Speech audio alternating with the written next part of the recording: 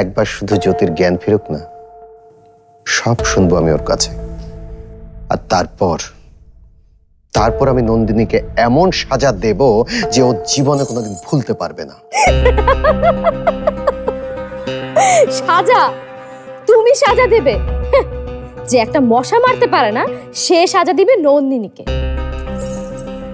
শোনো শাহিন, নন্দিনীকে সাজা দেবার দেশে আইন আছে, আদালত আছে।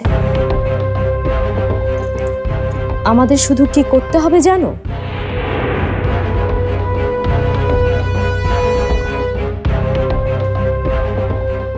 কি? আমাদের শুধু আদালতে গিয়ে নন্দিনী সম্পর্কে বলতে হবে যে ও একটা ভালো মুখোশ পরা মানুষ। ও ভালো মুখোশের আড়ালে রয়েছে একটা ভয়ঙ্কর ডাইনি। আর্য,